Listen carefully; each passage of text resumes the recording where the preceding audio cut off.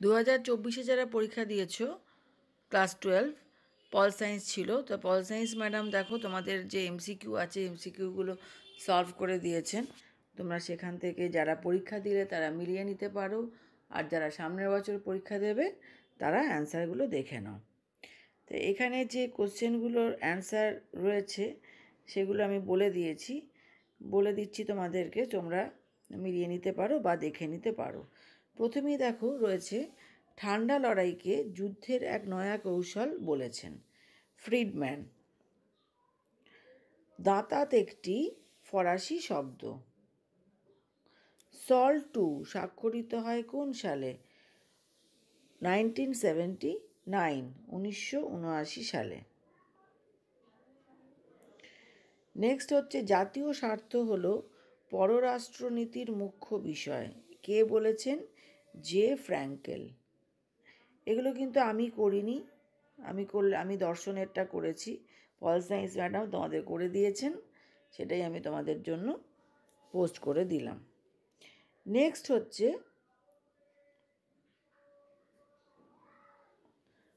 সার্কের স্থায়ী সচিবালয় অবস্থিত কাঠমান্ডুতে।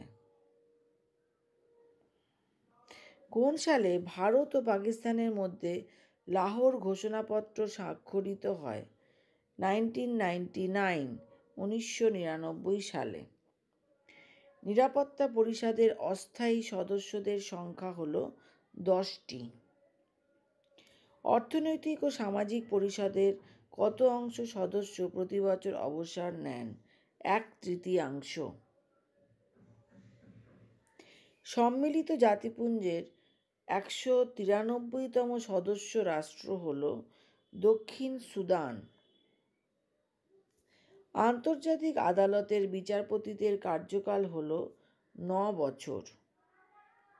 এক কক্ষ বিশিষ্ট আইনসভার একজন সমর্থক হলেন Bentham.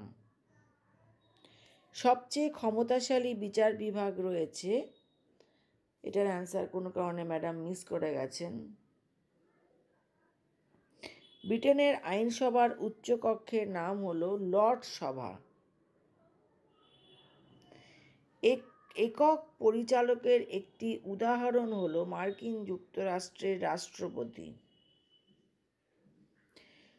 কমেন্টারিজ on the lodge of England বইটি কার লেখা? ব্ল্যাকস্টোন। পার্লামেন্ট একটি খেলার বস্তু, কে বলেছেন? Benito Mussolini. ভারতের প্রথম মহিলা রাষ্ট্রপতি হলেন প্রতিভা পাটিল। পার্লামেন্টের সদস্য না হয়েও কেন্দ্রীয় মন্ত্রিসভার সদস্য থাকা যায় 6 মাস। অর্থ বিলকে রাজ্যসভা আটকে রাখতে পারে সর্বাধিক 14 দিন। লোকসভার প্রথম স্পিকার ছিলেন জি.ভি. মাভলঙ্কর। পঞ্চায়েত ব্যবস্থায় তফসিলি জাতি, উপজাতি ও মহিলাদের জন্য আসন সংরক্ষণের ব্যবস্থা করা হয় 73তম সংশোধনী আইন অনুসারে। স্বপরিষদ মেয়রের সদস্য সংখ্যা 12 জন।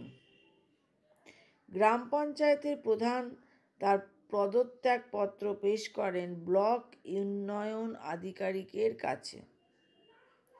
কলকাতা পৌর নিগমের নির্বাচিত সদস্যদের বলা হয় কাউন্সিলর।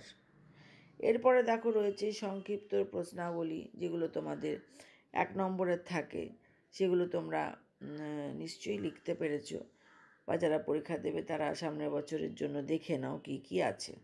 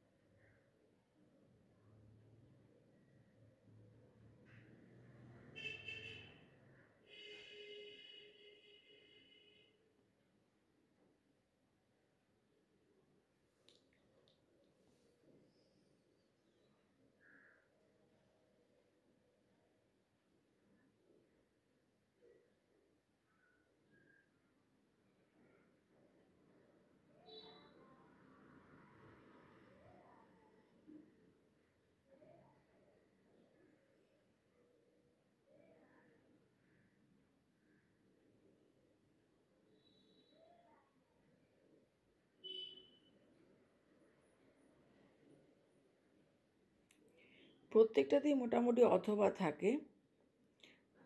পল সায়েন্সের পেপার আমার খুব একটা দেখা হয় না, কিছু কিছু ক্ষেত্রে হয়তো অথবা থাকেও না।